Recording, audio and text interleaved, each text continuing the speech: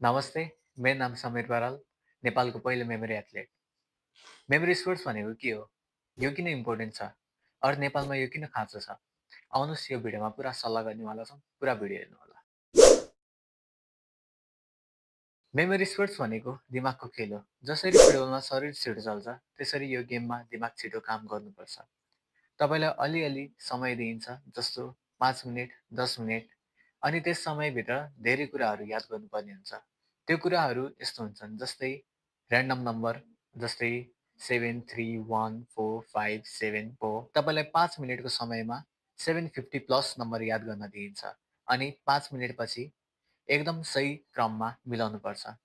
जति धेरै नम्बर त्यति धेरै पोइन्ट्स। अर्को क्याटेगोरी छ इमेज याद गर्नुपर्ने। तपाईँलाई 5 मिनेटमा 850 प्लसवटा फोटो देखाइन्छ।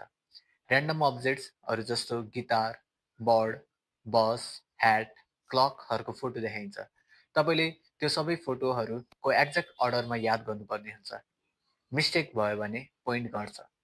त्यसै गरी विदेशी मान्छेको नाम र फेस, 52 कार्ड्सको एक्ज्याक्ट अर्डर्स।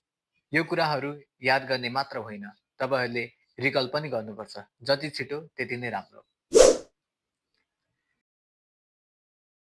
मैले इन्डियाको मुम्बईमा मेमोरी च्याम्पियनसिप खेलेको थिएँ। त्यो कम्पिटिसनमा मैले 5 मिनेटमा 180 प्लस इमेजको सिक्वेन्स याद गरेर मैले ब्रोन्ज मेडल जित्न सफल भएको थिएँ। त्यो इभेन्टमा मैले आउटस्ट्यान्डिङ पर्फर्मेन्स जितेर मैले नेपालमा ट्रफी पनि ल्याएको थिएँ। यो मेरो मात्र ट्रफी थिएन, ताकि नेपालको लागि नै एउटा ठुलो प्राउड मोमेन्ट थियो। त्यसपछि मैले अनलाइनबाट इजिप्ट, अमेरिका, जापान र स्विडेनको अनलाइन मेमोरी च्याम्पियनसिप पनि खेलेको छु। यो एक्सपिरियन्सले मलाई यस्तो फिल गरायो कि नेपालको नाम मेमोरी स्पोर्ट्सले वर्ल्डमा पुर्याउँछ। मेमोरी टेक्निकले मलाई पढ्न सजिलो बनायो। साइन्सको फर्मुलादेखि हिस्ट्रीको डेटदेखि सबै इजिली याद हुन्छ।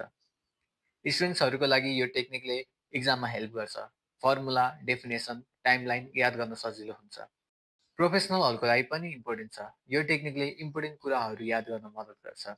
जस्तै तपाईँ एक डक्टर हो भने पेसेन्टको नाम र उसको एलर्जी या मेडिकल हिस्ट्री ठिक ठिक याद गर्न सक्नुहुन्छ। तपाईँ यदि टिचर हो भने 60वटा स्टुडेन्टको नाम र उनको बिहेभियर याद गर्न सजिलो हुन्छ। तपाईँ बिजनेस पर्सन हो भने क्लाइन्टको नाम, लास्ट मिटिङको कुरा, उनको इन्ट्रेस्ट, सबै कुरा सजिलोसँग याद गर्न मिल्छ। यो कुराहरू नोटबुकमा लेखेर खोज्ने भन्दा डाइरेक्ट दिमागमा याद हुन्छ, अनि त्यसले प्रोडक्टिभिटी र समयको दुवैको बचत गर्छ। नेपालमा अब मात्र यो जर्नी स्टार्ट भएको छ, त्यसैले मैले एकदम फ्लेक्सिबल अनलाइन कोर्स सुरु गरेको छु, जहाँ स्टुडेन्ट, टिचर, प्यारेन्ट्स या कुनै पनि मान्छेले आफ्नो रिक्वायरमेन्ट अनुसार सिक्न सक्नुहुन्छ।